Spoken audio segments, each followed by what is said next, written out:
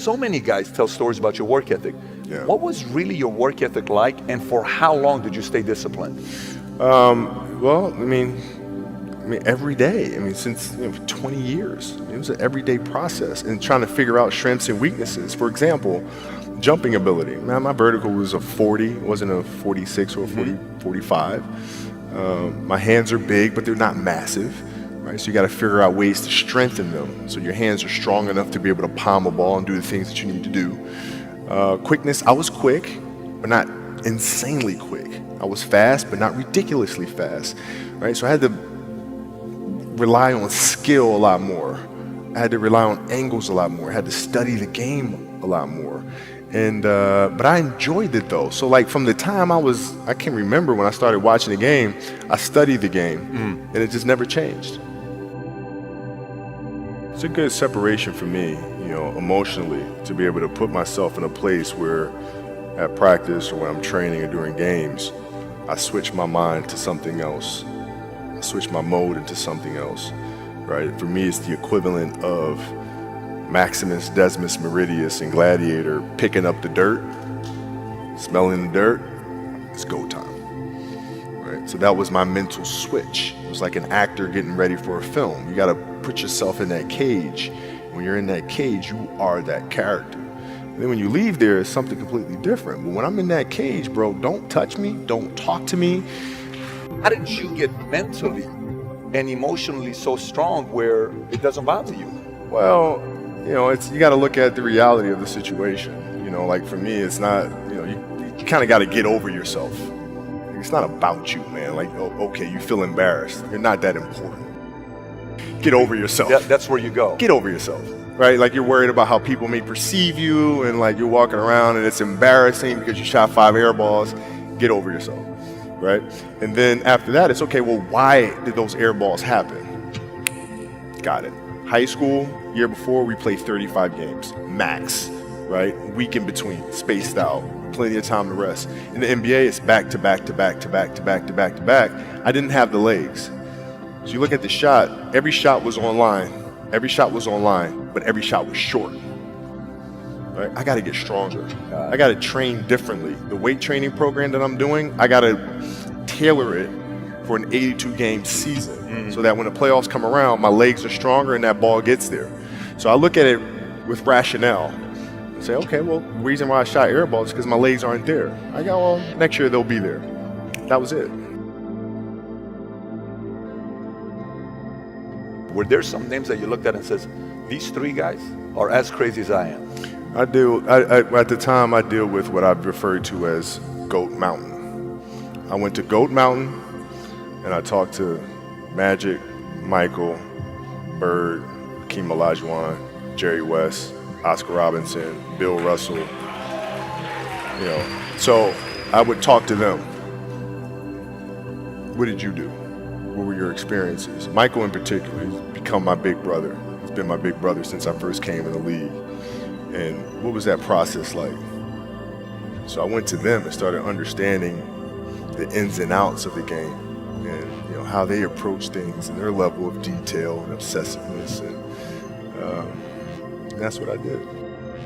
The players that had that passion but weren't willing to commit their entire lives to doing that, right? It's a choice, right? You have other things, you have family, you have all these other things that you have to do. The game can't really be your #1 priority. And so I was just looking at that like, man, this is gonna be fun.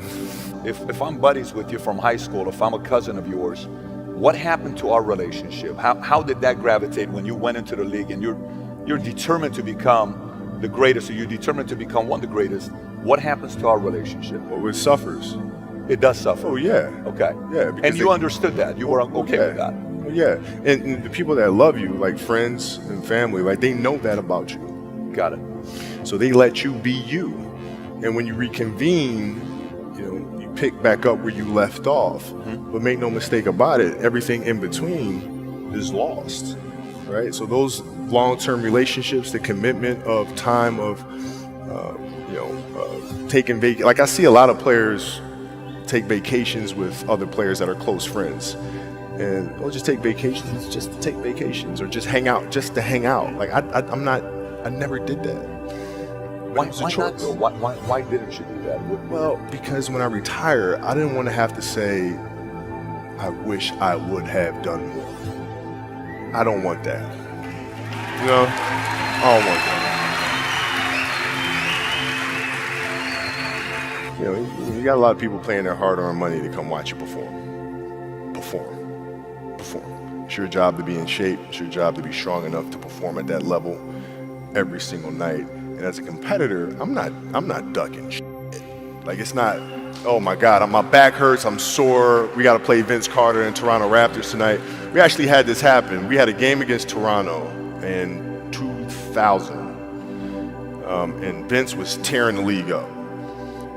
My back was jacked. But like the perception of that, like, what? Kobe's missing the game against Toronto and Vince Carter because, man, my back was really spasming. But people will be like, what? Oh, he's ducking Vince. Excuse me?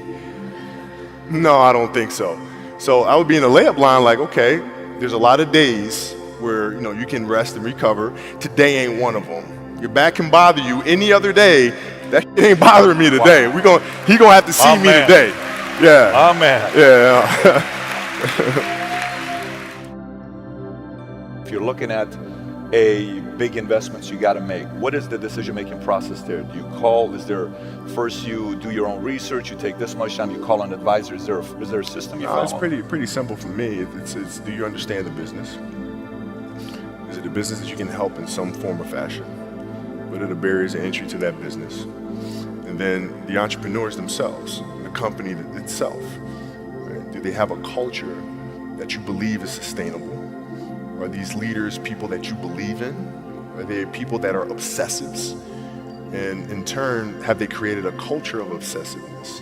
So I tend to look at those 4 factors, and that's it. That's big right there. Same determination. What's your current work schedule look like today? It's different because I personally am not writing every word of the novels. I am not animating the films.